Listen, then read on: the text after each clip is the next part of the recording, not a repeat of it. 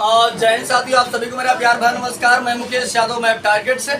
और आज हम लोग पढ़ेंगे कक्षा 10 की मैथ एक्सरसाइज 10.1 का question number first, second, third, fourth मिलाकर 4 क्वेश्चन है। और उन सभी चारों क्वेश्चनों को हम बारी बारी से सॉल्व करने का प्रयास करते हैं। तो सबसे पहले पहला क्वेश्चन देखते हैं कि पहला क्या कहा जा रहा है। तो पहला क्वेश्चन कहा जा रहा है कि एक वृत्त की कितनी स्पर्श रेखाएं खींची जा सकती हैं। तो हमने इसके इंट्रोडक्शन पार्ट में बताया था बच्चे कि ये वृत्त हो गया मान लेते हैं। अब अगर हम स्पर्श रेखा की बात करें, स्पर्श रेखा हम उसे कहते हैं जो वृत्त को किसी एक बिंदु पर इस तरीके से प्रतिच्छेद करके जाए, यानी टच करके जाए इस तरीके से। ऐसे अगर वृत्त को किसी एक बिंदु पर टच कर रही है, ऐसी रेखा को हम स्पर्श रेखा कहते हैं। क्या कहते हैं? स्पर्श रेखा, जिसे अंग्रेजी में टेंजेंट कहा जाता है। क्या कहा जाता है? टेंजेंट कहा जाता है। तो समझिएगा बच्चे ध्यान से। अब अगर हमसे प्रश्न पूछा जा रहा है कि एक वृत्त की कितनी स्पर्श रेखाएं खींची जा सकती हैं, तो यहाँ समझिए कि नहीं, समझिएगा ध्यान से। हम यहाँ खींच दिया, हमारी इच्छा हो तो हम ऐसे भी खींच सकते हैं, इधर कहीं खींच सकते हैं, ऐसे खींच सकते हैं। ढेर सारी रेखाएं खींची जा सकती हैं, कोई एक रेखा नहीं। अगर हमें तो ये कहना है कि समांतर है कि कैसे खींच जा रही है, कि एक बिंदु से खींची जा रही है। अगर यही एक बिंदु कह दिया होता तो एक बिंदु से सिर्फ और सिर्फ एक रेखा खींची जा सकती है। लेकिन यहाँ पर हमको ना तो बिंदु कहा है एक बिंदु, न तो कहा है समांतर वगैरह, कुछ नहीं कहा। बस ये कहा कि वृत्त पर कितनी स्पर्श रेखाएं खींची जा सकती है। तो वृत्त पर हमारा जहाँ मन हो वहाँ खींच सकते हैं। तो वृत्त पर कितनी स्पर्श रेखाएं खींची जा सकती है? अपरिमित रूप से अनेक स्पर्श रेखाएं खींची जा सकती है। आपके पहले का आंसर होता है कि अपरिमित रूप से अनेक। क्या हो जाएगा? पहले का आंसर आपका बनेगा अपरिमित रूप से, अपरिमित रूप से अनेक स्पर्श रेखाएं खींची जा सकती। ठीक, एक वृत्त से यदि हम बात करें, अपरिमित रूप से जो है वो अनेक रेखाएं हम खींच सकते हैं, क्योंकि यहाँ पर में कोई बाउंडेशन वगैरह नहीं दिया गया है कि बाउंडेशन दिया गया है। अगर बाउंडेशन दिया गया होता तो हम बताते भैया उस बाउंडेशन के अनुसार चलते। तो आपके पहले क्वेश्चन का आंसर होता है कि अपरिमित रूप से अनेक स्पर्श रेखाएं खींची जा सकती। चलिए अब हम लोग अगला क्वेश्चन समझते हैं। अगला क्वेश्चन है किसी वृत्त की स्पर्श रेखा, कौन रेखा? स्पर्श रेखा। स्पर्श रेखा कितने बिंदुओं पर प्रतिच्छेद करती है? स्पर्श रेखा है तो वो एक बिंदु पर प्रतिच्छेद करके जाएगी ना। मैं बताया था स्पर्श रेखा होती क्या है, जो केवल एक बिंदु पर टच करे। क्या बोला जाएगा उसे? एक बिंदुओं पर एक बिंदु पर प्रतिच्छेद करती है। एक बिंदु पर प्रतिच्छेद करती है, यानी एक भरा जाएगा वहां पर। ठीक, अगला समझिए। दूसरा, वृत्त को दो बिंदुओं पर प्रतिच्छेद करने वाली रेखा को क्या कहते हैं?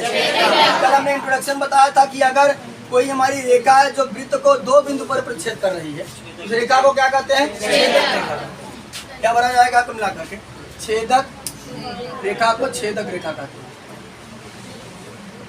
छेदक रेखा। ठीक, चलिए आगे समझिए। वृत्त तथा उसकी स्पर्श रेखा के उभयनिष्ठ बिंदु को, अरे तीसरा का, एक वृत्त की कितनी समांतर स्पर्श रेखाएं हो सकती है? कितनी हो सकती है? तो कल की क्लास में हमने बताया था कि अगर समांतर की बात करेगा, अगर हम यहाँ खींचे तो इसके समांतर यही ना खींचेंगे। ठीक, एक वृत्त की कितनी समांतर स्पर्श रेखा खींची जा सकती है? दो। आगे समझिए, दो भरा जाएगा।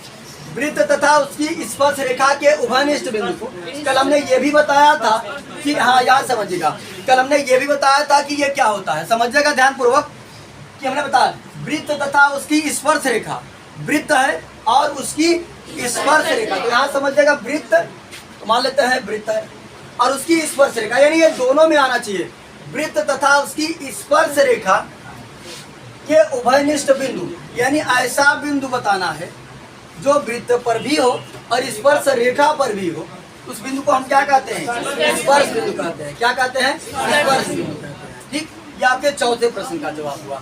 अब बच्चे हम बात कर लेते हैं तीसरा प्रश्न।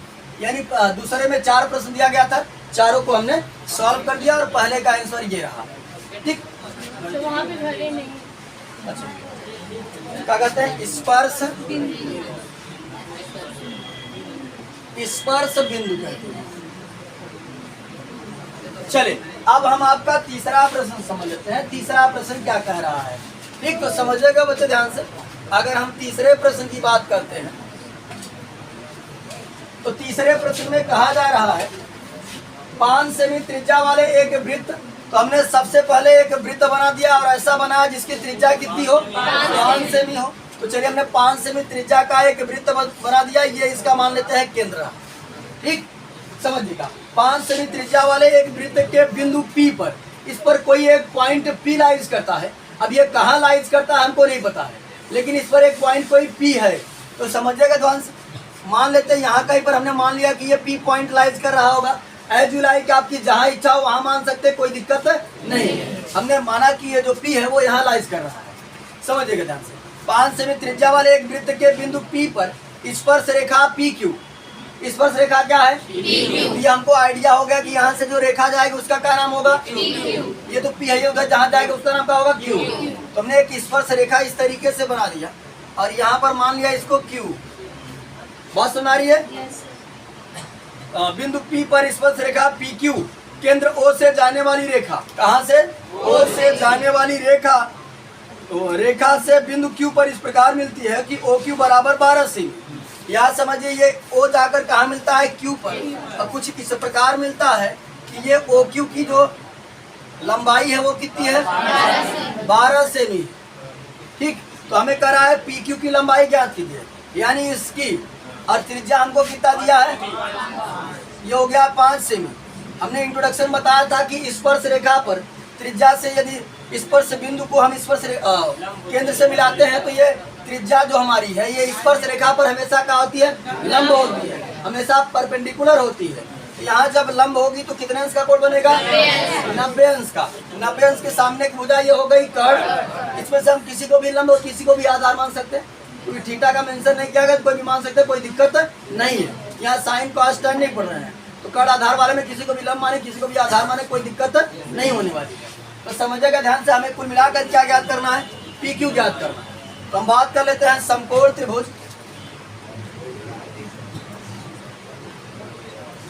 समकोण त्रिभुज OPQ में, OPQ में, ठीक है। तो समझिएगा समकोण त्रिभुज OPQ क्या है। अब अगर हम बात करें OPQ, तो ये हो गया कर्ण, ये लंब और ये आधार। तो हमें क्या निकालना है, आधार, यानी PQ स्क्वायर।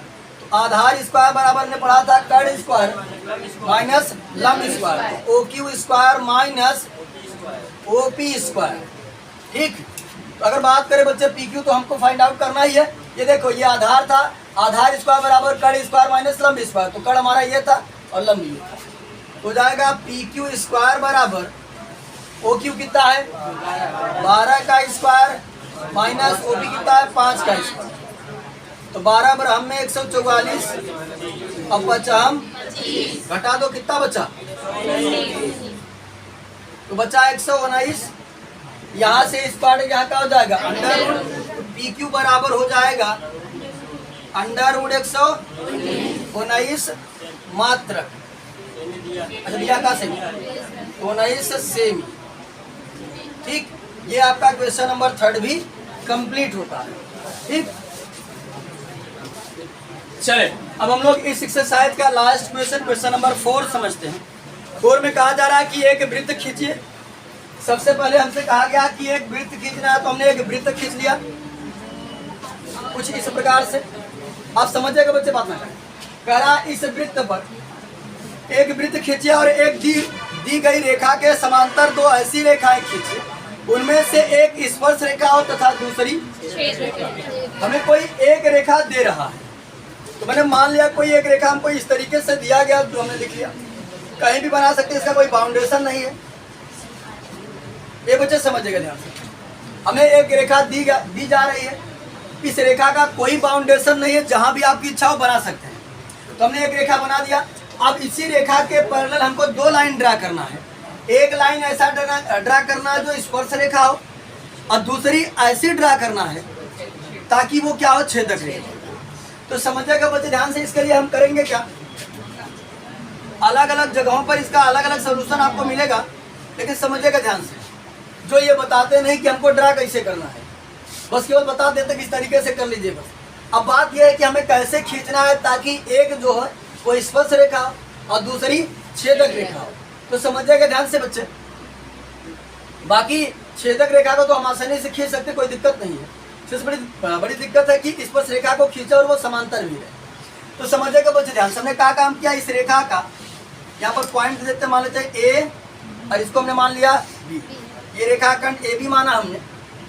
अब ए बी में हम क्या काम करते हैं, आधे से अधिक दूरी ले लेते हैं गोला प्रकार में, ठीक, आधे से अधिक दूरी लेकर के, समझिएगा ध्यानपूर्वक, आधे से अधिक दूरी लेकर एक बार ए पर और एक बार बी पर रखकर ऐसे काटेंगे तो अंदर की तरफ कहीं कटेगा, ठीक, और फिर काटेंगे तो वही उतना ही चाप बदलना नहीं, ध्यान से सुनिएगा।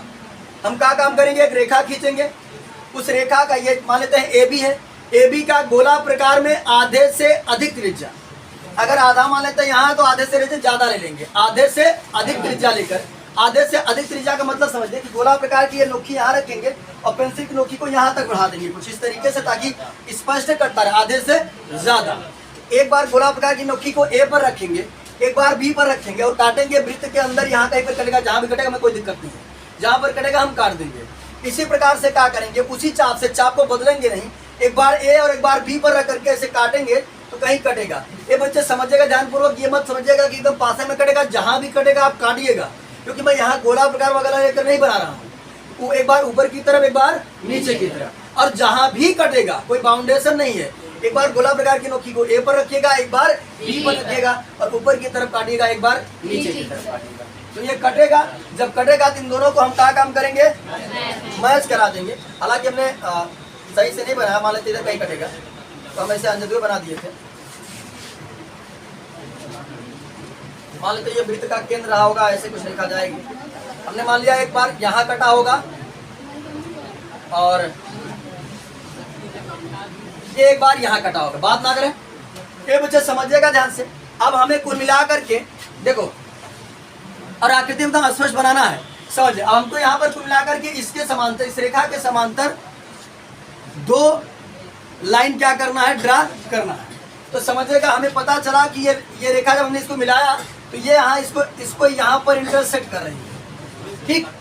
यहीं से हम क्या करेंगे, स्पर्श रेखा खींच देंगे। अब ये थोड़ा सा गड़बड़ाए न चाहिए, आप देखिए सीधा स्केल से खींचना चाहेंगे तो खींच लेंगे। अब सोच रहे हैं कि एकदम समांतर हो, गड़बड़ाए न, तो हम क्या काम करेंगे, गोला प्रकार में फिर से इतना फिट कर लेंगे।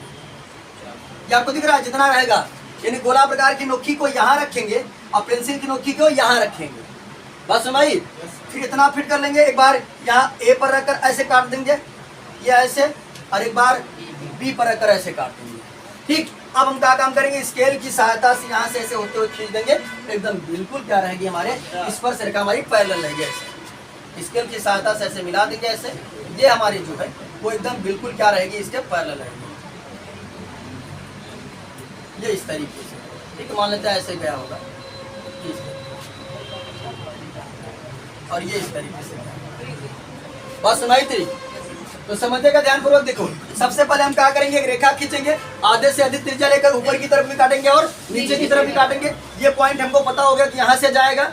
अब चाहो तो इसको बनाओ या ना बनाओ, खींच सकते हो, लेकिन हो सकता है कहीं गड़बड़ हो जाए, इसलिए हमने चाप फिट कर लिया, यहाँ भी रखकर काट दिया और आसानी से इसके लगाकर एकदम एग्जैक्ट अच्छे से खींच दिया ताकि देखने में एकदम पैरेलल दिखे, किसी प्रकार की कोई समस्या ना हो। फिर समझिए, अब हमको खींचना है छेदक रेखा। तो छेदक रेखा हमारा जहां से मन हो वहां से खींच देंगे, छेदक रेखा जहां से वहां खींच देंगे, दो बिंदुओं पर काटना चाहिए लेकिन पैरेलल होना चाहिए। तो उस पैरेलल को करने के लिए भी हम क्या काम करेंगे, कुछ गोला प्रकार में फिट कर लेते, मान लेते हैं इतना चाप हमने ले लिया, एक बार बी पर रखेंगे ऐसे काट देंगे, एक बार हम ए पर रखेंगे ऐसे काट, जैसे यहाँ किया था हमने। अब फिर क्या काम करेंगे, इसके लगाएंगे और इससे यहाँ से खींच देंगे तो ये बिल्कुल इस रेखा के क्या होगी, पैरेलल होगी, समांतर होगी। बस मैं नहीं समझा सब, ठीक। एक बार सारी बातों को फिर से बता देता हूँ, यानी कि हमने ड्रा किया था, फिर इनके समांतर भी हमने यहाँ से खींच दिया, ये रेखा हमारी जो है इसके क्या होगी, पैरेलल होगी। इस तरीके से मान लेते हैं हम, तो बिना और आप मौजबानी मत करिएगा बच्चे, गोला प्रकार का यूज जरूर करिएगा। तो गोला प्रकार का यूज नहीं करेंगे तो गड़बड़ हो जाएगा।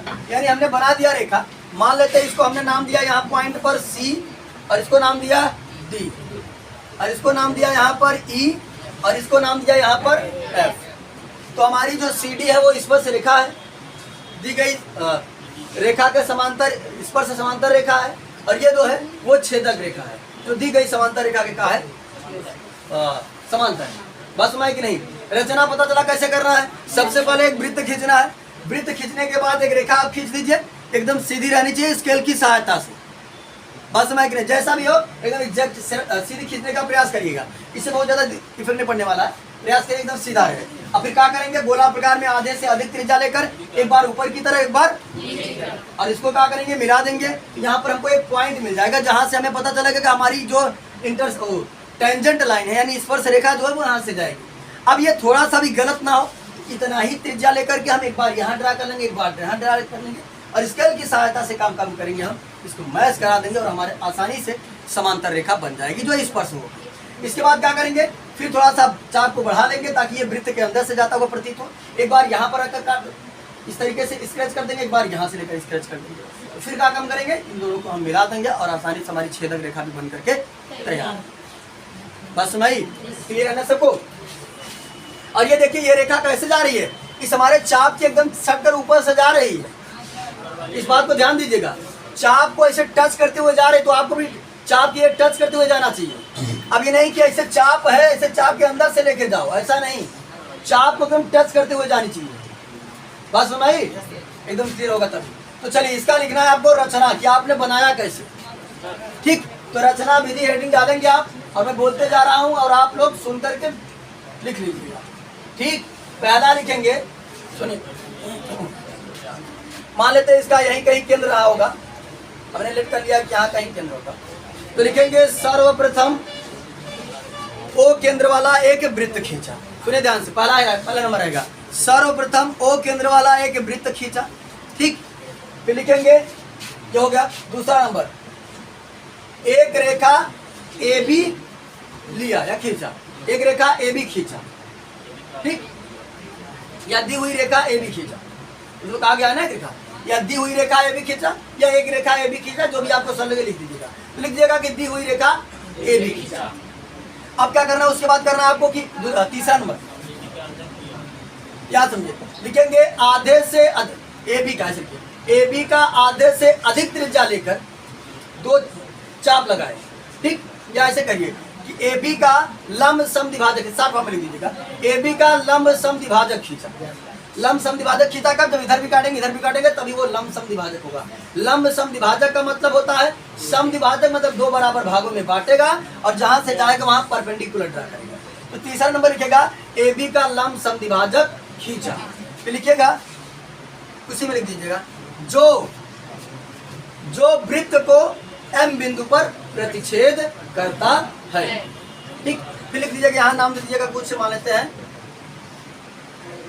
ठीक, फिर यहाँ लिख दीजिएगा एम एन त्रिज्या लेकर दो चाप लगाए, एम एन त्रिज्या लेकर के दो चाप लगाए। ठीक, इसका नाम देना होगा, दो चाप सी तथा डी लगाए। ठीक, इसका नाम हमने दिया सी, दो चाप सी डी लगाए। ऐसे लिखिएगा कि एम एन त्रिज्या लेकर दो चाप लगाए। फिर लिखिएगा कि एम से होते हुए ए बी के समांतर एक रेखा खींचा जो वृत्त को एम बिंदु पर प्रतिच्छेद करती है, और यही दी गई समांतर रेखा के दी गई रेखा के समांतर स्पर्श रेखा। लिख लेंगे नहीं, इसको ये पॉइंट जल्दी बोल दिएगा, सुनिएगा ध्यान से, फिर से बोल रहे हैं। कैसा पॉइंट था ये, तीसरा था। चलिए तीसरा लिखिएगा, एम से होते हुए, डायरेक्ट लिखिए कोई दिक्कत नहीं, एम से होते हुए एम से होते हुए दी गई समांतर रेखा के दी गई रेखा के समांतर एक रेखा खींचा जो वृत्त को एम बिंदु पर प्रतिच्छेद करती है, अतः सीडी वृत्त की स्पर्श रेखा। तीसरा लिखेंगे कि चौथा पॉइंट, ठीक, चौथा लिखेंगे ई तथा एफ से होते हुए एक रेखा खींचा जो दी गई समांतर रेखा के दी गई रेखा के समांतर है और छेदक रेखा। ठीक, इसको लिख दीजिएगा। यानी रचना में कुछ नहीं करना, रचना में आपने जो जो किया है उसी को पॉइंट बना करके लिख देना है। बस आपने बनाया कैसे, बस ये करना है और आपका ये बन करके तैयार है। तो आज की क्लास में हमने एक्सरसाइज 10.1 को समाप्त कर लिया है। हमारी जो नेक्स्ट क्लास होगी वो अगले एक्सरसाइज पर होगी। इस वीडियो में इतना ही, बाकी मिलते हैं नेक्स्ट वीडियो में। तब तक के लिए जय हिंद।